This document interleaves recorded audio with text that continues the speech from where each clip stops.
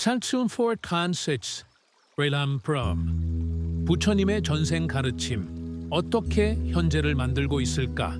한국어 대본 안녕하세요. 만약 당신이 지금 이 순간 겪고 있는 어려움들이 단순한 우연이 아니라 부처님께서 가르쳐 주신 전생의 업보와 깊은 연관이 있다고 믿고 계시다면 다음 30분 동안 제가 말씀드릴 내용을 끝까지 들어보시기 바랍니다.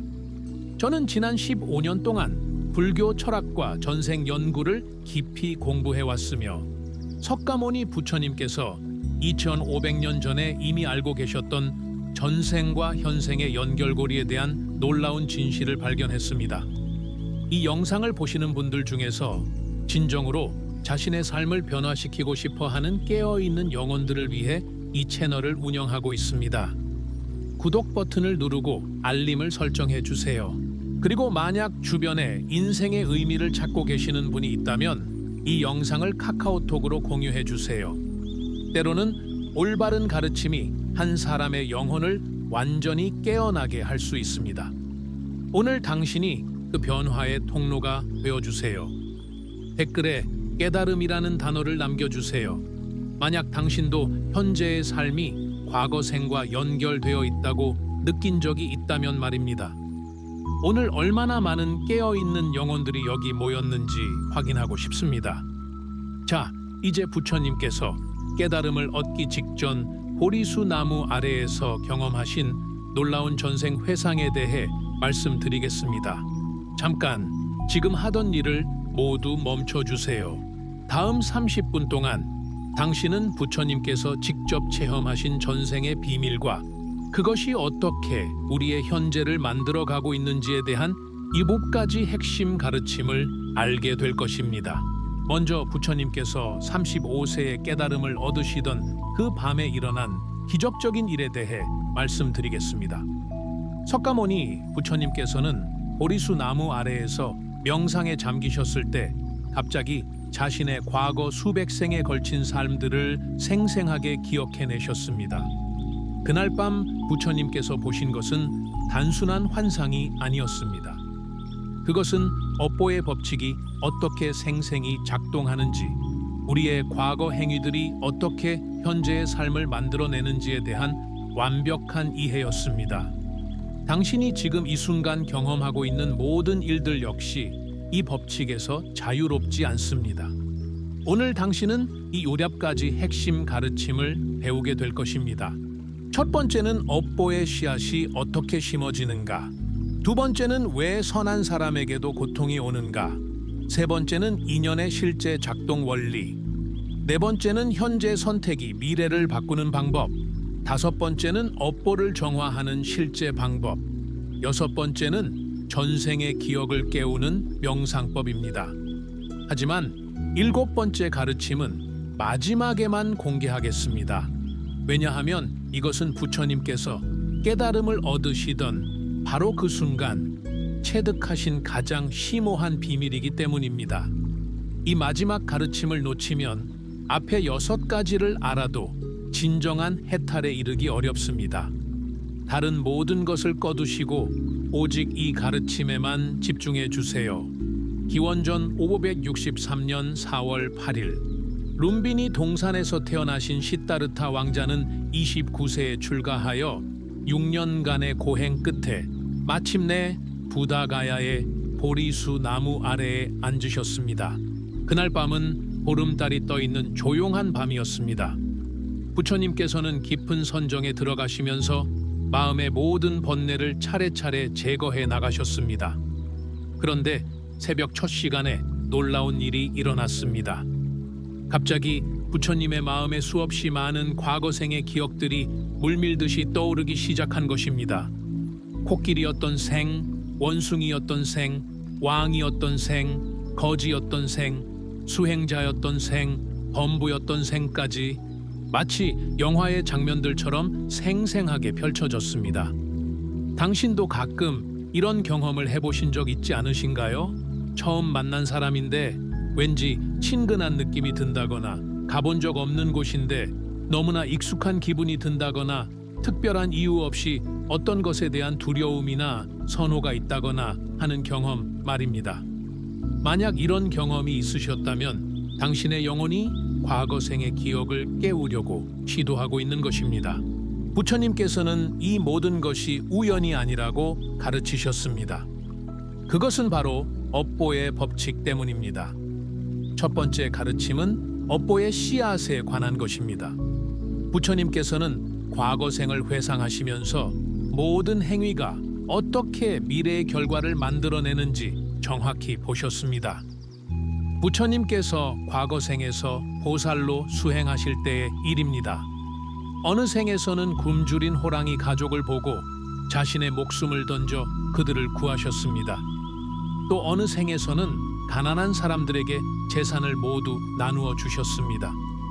어느 생에서는 진리를 구하기 위해 평생을 바치셨습니다.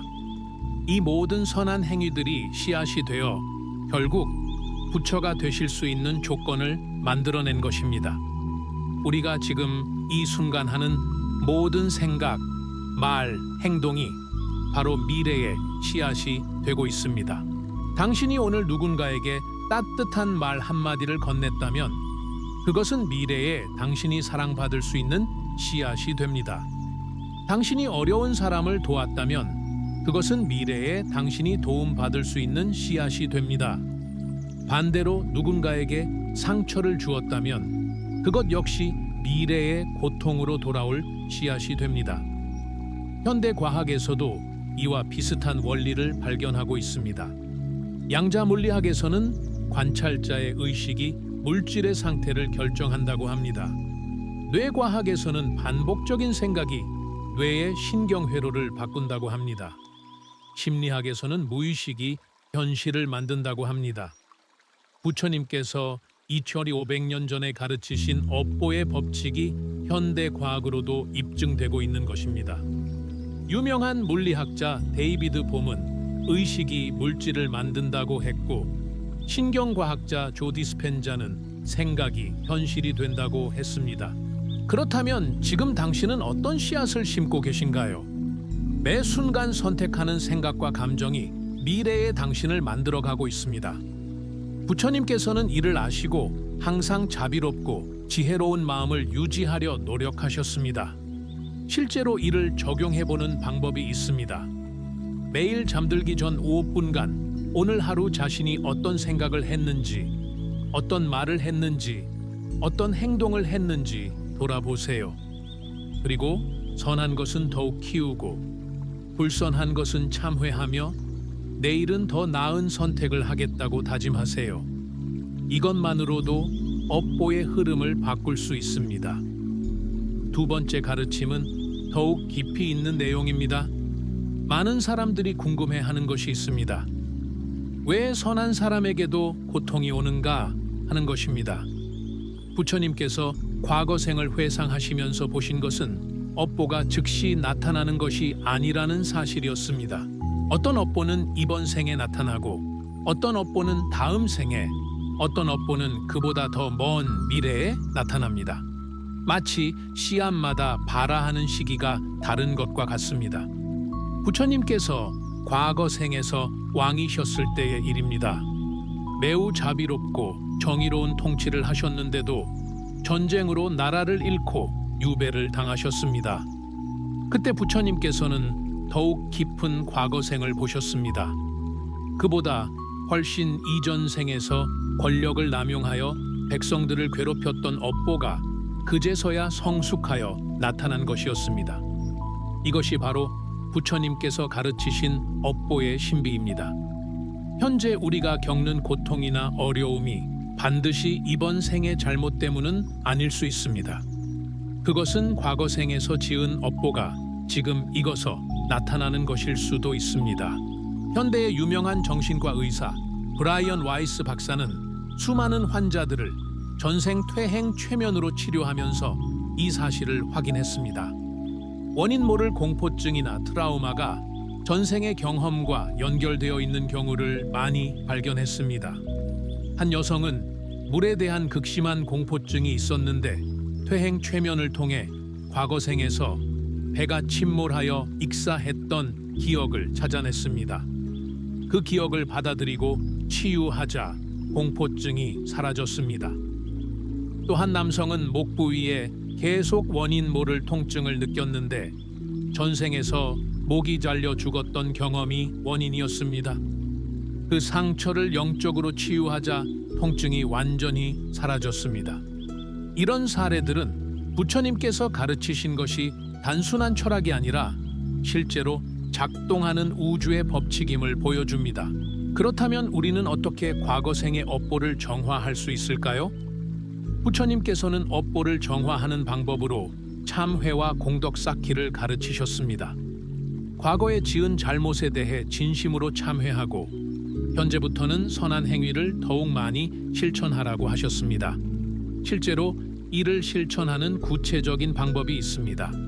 매일 아침 일어나자마자 10분간 명상하면서 과거 생에 지었을 수 있는 모든 악업에 대해 참회하세요. 과거 생에서 제가 지은 모든 악업을 참회합니다. 상처받은 모든 존재들에게 사랑을 보냅니다.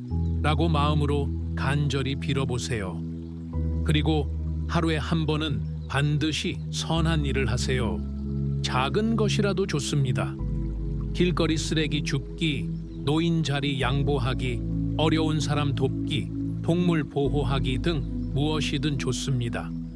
이런 작은 실천이 쌓여서 과거의 악업을 중화시키고 새로운 선업을 만들어냅니다. 세 번째 가르침은 인연의 실제 작동 원리에 관한 것입니다. 부처님께서는 모든 만남이 우연이 아니라고 하셨습니다. 부처님께서 과거생을 회상하실 때 놀라운 사실을 발견하셨습니다. 현생에서 만나는 사람들 대부분이 과거생에서도 인연이 있었던 사람들이라는 것입니다. 부모, 형제, 배우자, 친구, 심지어는 원수까지도 모두 과거생에서 어떤 관계였던 사람들입니다. 어떤 경우에는 과거생의 부모가 이번 생에서는 자녀로, 과거생의 스승이 이번 생에서는 제자로, 과거생의 친구가 이번 생에서는 연인으로 다시 만납니다. 때로는 과거생에서 원수였던 사람이 이번 생에서는 가족으로 태어나서 서로의 업보를 해결하기도 합니다.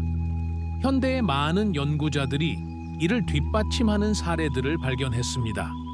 이안 스티븐슨 박사는 40년간 전생을 기억하는 아이들을 연구했는데 놀랍게도 많은 아이들이 과거생의 가족들을 정확히 기억하고 있었습니다.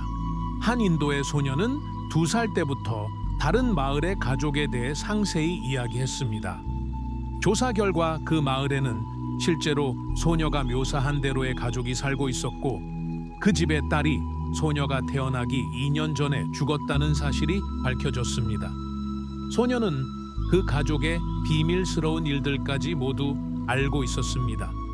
일본의 한 소녀는 제2차 대전 때 전사한 조종사의 기억을 생생히 간직하고 있었습니다. 소녀는 비행기의 세부 사항, 전투 상황, 동료들의 이름까지 정확히 기억했고 이는 모두 사실로 확인되었습니다. 이런 사례들은 부처님께서 가르치신 인연의 법칙이 실제로 존재함을 보여줍니다. 우리가 지금 만나는 모든 사람들과의 관계도 과거생의 인연이 이어진 것입니다. 그렇다면 이 지식을 어떻게 활용할 수 있을까요? 먼저 현재 만나는 모든 사람들을 소중히 여기세요. 그들은 당신과 깊은 영적 연결이 있는 존재들입니다. 특히 가족 관계에서 갈등이 있다면 이것이 과거생의 업보를 해결하는 과정일 수 있다고 이해하세요. 부처님께서는 원수까지도 사랑으로 대하라고 가르치셨습니다. 왜냐하면 원수도 결국은 우리의 영적 성장을 돕는 존재이기 때문입니다. 미움으로는 미움을 끝낼 수 없고 오직 사랑으로만 미움을 끝낼 수 있다고 하셨습니다. 실제로 이를 실천하는 방법이 있습니다. 현재 관계에서 어려움이 있는 사람이 있다면 그 사람을 위해 자비 명상을 해보세요. 그 사람이 행복하기를, 그 사람의 모든 고통이 사라지기를, 그 사람이 평화롭기를 이라고 진심으로 빌어보세요. 처음에는 어색하고 억지스러울 수 있지만 계속 실천하다 보면 그 사람에 대한 미움이 서서히 사랑으로 바뀝니다. 이것이 바로 과거 생의 악연을 선연으로 바꾸는 방법입니다. 네 번째 가르침은 현재 선택이 미래를 바꾸는 방법에 관한 것입니다. 많은 사람들이 업보를 운명론적으로 이해하지만 부처님께서는 그렇지 않다고 가르치셨습니다. 부처님께서 과거 생을 회상하시면서 깨달으신 것은 업보가 고정된 것이 아니라는 사실이었습니다. 과거에 지은 업보의 씨앗은 있지만 현재의 선택에 따라 그 씨앗이 어떻게 발아하는지가 달라집니다. 예를 들어 과거 생에서 누군가에게 상처를 주어서 이번 생에 고통받을 업보가 있다고 해도 현재 그 상대방을 진심으로 사랑하고 도움을 준다면 그 업보는 훨씬 가벼운 형태로 나타나거나 아예 사라질 수도 있습니다. 부처님께서 직접 경험하신 일이 있습니다. 과거 생에서 수행자를 비방했던 업보 때문에 이번 생에서도 여러 외도들에게 비방을 받을 운명이었습니다. 하지만 부처님께서 그들까지도 자비로 대하시자 오히려 많은 외도들이 부처님의 제자가 되었습니다. 악업이 선업으로 전환된 것입니다. 현대의 양자물리학에서도 이와 비슷한 원리를 발견했습니다. 양자 상태는 관찰하는 순간 확정된다는 것입니다. 즉, 미래는 정해져 있는 것이 아니라 현재의 선택에 따라 결정되는 것입니다. 유명한 물리학자 하이젠베르크는 현실은 우리가 관찰할 때 비로소 존재한다고 했습니다. 이는 부처님께서 가르치신 현재의 마음이 미래를 만든다는 가르침과 정확히 일치합니다. 그렇다면 어떻게 현재의 선택으로 미래를 바꿀 수 있을까요? 부처님께서 가르치신 방법은 매 순간의 마음 챙김입니다. 지금 이 순간 자신이 어떤 생각을 하고 있는지, 어떤 감정을 느끼고 있는지, 어떤 의도를 가지고 있는지 명확히 알아차리는 것입니다. 악한 마음이 일어나면 즉시 알아차리고 선한 마음으로 바꿔보세요. 화가 날 때는 자비로, 탐욕이 일어날 때는 만족으로, 어리석음이 일어날 때는 지혜로 전환하세요. 이런 작은 선택들이 쌓여서 완전히 다른 미래를 만들어냅니다. 구체적인 실천법이 있습니다. 하루에 여러 번 알람을 맞춰놓고 알람이 울릴 때마다 지금 이 순간의 마음 상태를 점검해 보세요. 지금 나는 어떤 생각을 하고 있는가? 이 생각이 나와 타인에게 도움이 되는가? 더 나은 생각으로 바꿀 수 있는가? 이렇게 자문해 보세요. 또한 매일 저녁 하루를 되돌아보며 오늘 한 선택들을 평가해 보세요. 잘한 선택은 내일도 계속하고 잘못된 선택은 참회하며 내일은 더 나은 선택을 하겠다고 다짐하세요. 다섯 번째 가르침은 업보를 정화하는 실제적인 방법들입니다. 부처님께서는 단순히 업보의 원리만 가르치신 것이 아니라 그것을 해결하는 구체적인 방법들도 제시하셨습니다. 부처님께서 과거 생을 회상하시면서 보신 것은 어떤 수행법들이 업보 정화에 가장 효과적인지였습니다. 그 중에서도 가장 강력한 방법들을 소개하겠습니다. 첫째는 참회입니다. 하지만 단순히 미안하다고 말하는 것이 아니라 진심으로 자신의 잘못을 인정하고 다시는 그런 행위를 하지 않겠다고 결심하는 것입니다. 부처님께서는 참회는 악업의 뿌리를 뽑는다고 하셨습니다. 둘째는 보시입니다. 자신의 것을 다른 존재들과 나누는 것입니다. 돈이나 물건뿐만 아니라 시간, 관심, 사랑, 지혜까지 나눌 수 있습니다. 부처님께서는 보시는 탐욕의 업보를 정화한다고 하셨습니다. 셋째는 지계입니다. 다른 존재들에게 해를 끼치지 않는 것입니다. 살생하지 않기, 도둑질하지 않기, 거짓말하지 않기 등의 기본적인 계율을 지키는 것입니다. 부처님께서는 지계는 모든 악업을 예방한다고 하셨습니다. 넷째는 인욕입니다. 다른 사람의 잘못에 대해서도 화내지 않고 용서하는 것입니다. 부처님께서는 인욕은 분노의 업보를 정화한다고 하셨습니다. 다섯째는 정진입니다. 선한 일을 꾸준히 실천하는 것입니다. 하루 이틀이 아니라 평생에 걸쳐 지속적으로 노력하는 것입니다. 부처님께서는 정진은 게으름의 업보를 정화한다고 하셨습니다. 여섯째는 선정입니다. 마음을 고요히 하여 번뇌를 제거하는 것입니다. 명상을 통해 마음의 평안을 얻는 것입니다. 부처님께서는 선정은 산란함의 업보를 정화한다고 하셨습니다. 일곱째는 지혜입니다. 모든 현상의 실상을 올바르게 보는 것입니다. 무상, 고, 무아의 진리를 깨닫는 것입니다. 부처님께서는 지혜는 무명의 업보를 완전히 정화한다고 하셨습니다. 이 7가지 방법을 육바라밀이라고 합니다. 현대의 많은 수행자들이 이 방법들을 실천하여 실제로 삶의 변화를 경험했습니다. 미국의 한 사업가는 매일 아침 30분씩 참회 명상을 했습니다. 과거의 사업을 위해 남들을 속이고 해친 일들을 진심으로 참회했습니다. 6개월 후 그의 사업은 완전히 달라졌습니다. 정직한 방법으로도 더 큰 성공을 거둘 수 있었고 많은 사람들이 그를 신뢰하게 되었습니다. 일본의 한 주부는 매일 동네 할머니들께 식사를 대접하는 보시를 실천했습니다. 처음에는 경제적으로 어려웠지만 점점 더 많은 복이 들어오기 시작했습니다. 남편의 사업이 번창하고 자녀들이 건강하게 자라며 가정의 평화가 찾아왔습니다. 이런 사례들은 부처님께서 가르치신 업보 정화법이 단순한 이론이 아니라 실제로 효과가 있다는 것을 보여줍니다. 여러분도 지금 당장 시작할 수 있는 간단한 방법이 있습니다. 매일 3가지만 실천해 보세요. 아침에 일어나서 5분간 참회하기, 하루에 1가지 선한 일하기, 저녁에 잠들기 전 5분간 명상하기. 이것만으로도 놀라운 변화를 경험하실 수 있을 것입니다. 6번째 가르침은 전생의 기억을 깨우는 명상법입니다. 부처님께서 보리수 나무 아래에서 사용하신 바로 그 방법을 여러분도 배울 수 있습니다. 부처님께서는 깊은 선정 상태에서 의식을 과거로 거슬러 올라가는 방법을 사용하셨습니다. 이를 숙명통이라고 합니다. 물론 부처님처럼 완벽하게 과거생을 보는 것은 매우 높은 수행이 필요하지만 일반인도 어느 정도는 과거생의 흔적을 느낄 수 있습니다. 전생 회상 명상의 기본 방법을 알려드리겠습니다. 먼저 조용한 곳에서 편안한 자세로 앉으세요.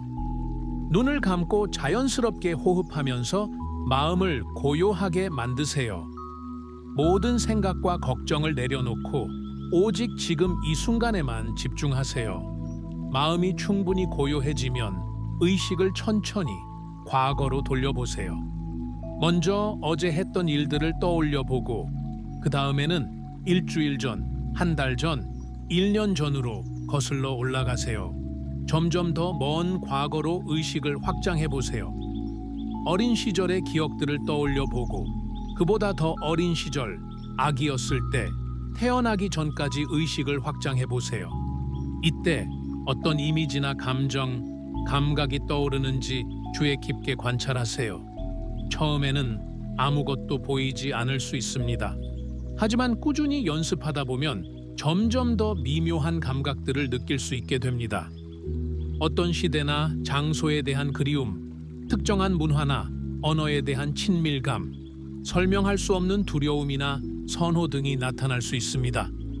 중요한 것은 나타나는 모든 것을 판단하지 말고 그저 관찰하는 것입니다. 이것이 정말 전생의 기억일까? 라고 의심하지 말고 일단 받아들이고 관찰해 보세요. 현대의 많은 최면 치료사들이 비슷한 방법을 사용하고 있습니다. 마이클 뉴튼 박사는 7,000명 이상의 환자들을 전생 퇴행 최면으로 치료했습니다. 그는 모든 사람이 전생의 기억을 가지고 있으며 적절한 방법으로 그 기억에 접근할 수 있다고 했습니다. 한 환자는 원인 모를 목 통증으로 고생했는데 퇴행 최면을 통해 중세 시대의 교수형을 당했던 전생을 발견했습니다.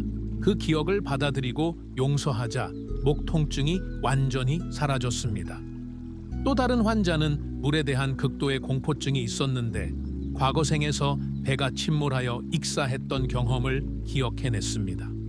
그 트라우마를 치유하자 물에 대한 두려움이 없어졌습니다. 이런 사례들은 전생의 기억이 현재의 삶에 실제로 영향을 미치고 있다는 것을 보여줍니다. 여러분도 꾸준히 전생 회상 명상을 실천하면 자신의 과거 생에 대한 통찰을 얻을 수 있을 것입니다. 실제로 이를 안전하게 실천하는 방법이 있습니다. 명상 전에 보호를 위한 기도를 하세요. 부처님과 모든 보살님들께서 저를 보호해 주시고 오직 저에게 도움이 되는 기억들만 보여주세요. 라고 간절히 빌어보세요. 그리고 명상 중에 너무 강렬하거나 무서운 이미지가 나타나면 즉시 눈을 뜨고 명상을 중단하세요. 전생의 기억은 때로 트라우마적일 수 있기 때문에 무리하지 말고 천천히 접근하는 것이 중요합니다. 하지만 이제 가장 중요한 7번째 가르침을 말씀드릴 때가 왔습니다. 부처님께서 깨달음을 얻으시던 바로 그 순간 모든 전생의 기억을 회상하신 후에 깨달으신 가장 심오한 비밀입니다. 그날 새벽 3번째 시간, 부처님께서는 갑자기 모든 존재들의 생사윤회를 보셨습니다. 자신뿐만 아니라 우주의 모든 중생들이 어떻게 죽고 태어나기를 반복하는지, 그들의 업보가 어떻게 작용하는지를 완전히 이해하셨습니다. 그리고 새벽 4번째 시간, 마침내 부처님께서는 모든 윤회의 근본 원인을 발견하셨습니다. 그것은 바로 무명, 즉 무지였습니다. 모든 중생들이 자신의 본래 모습을 모르기 때문에 끝없는 윤회를 반복한다는 것을 깨달으셨습니다. 이것이 바로 7번째이자 가장 중요한 가르침입니다. 우리는 본래 완전한 존재입니다. 본래 부처입니다. 하지만 이 사실을 잊어버리고 자신을 불완전한 존재라고 생각하기 때문에 고통받으며 윤회를 반복하는 것입니다. 부처님께서는 이를 깨달으시는 순간 모든 업보의 사슬이 끊어졌습니다. 더 이상 과거의 업보에 얽매이지 않게 되셨습니다. 왜냐하면 진정한 자신은 업보를 만들거나 받는 존재가 아니라는 것을 완전히 이해하셨기 때문입니다. 이것은 현대 물리학의 발견과도 놀랍도록 일치합니다. 양자 물리학에서는 관찰자와 피관찰자가 본질적으로 하나라고 합니다. 의식과 물질이 분리된 것이 아니라 하나의 현실의 다른 측면이라는 것입니다. 유명한 물리학자 에르빈 슈레딩거는 의식은 복수가 아니다, 의식은 하나이다 라고 했습니다. 이는 부처님께서 가르치신 모든 존재는 본래 하나라는 가르침과 정확히 일치합니다. 그렇다면 이 깨달음을 어떻게 실천할 수 있을까요? 매일 명상할 때마다 자신에게 이렇게 물어보세요. 지금 고통받고 있는 나는 누구인가? 걱정하고 있는 나는 누구인가? 정말로 나는 이 몸뿐인가? 나는 이 생각뿐인가? 깊이 관찰해보면 진정한 나는 몸도 마음도 아니라는 것을 발견하게 됩니다. 진정한 나는 몸과 마음을 관찰하는 순수한 의식 자체입니다. 그 의식은 태어나지도 죽지도 않으며 업보에 물들지도 않습니다. 이것을 깨달으면 비로소 진정한 자유를 얻을 수 있습니다. 과거의 업보에 얽매이지 않고 미래에 대한 불안도 사라집니다. 오직 지금 이 순간 완전한 평화 속에서 살 수 있게 됩니다.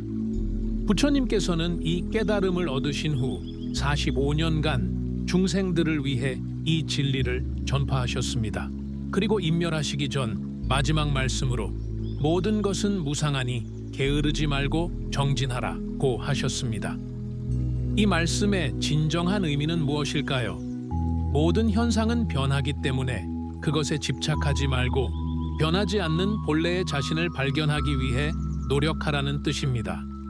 지금 이 순간부터 여러분의 수행이 시작됩니다. 과거 생의 업보를 두려워하지 마세요.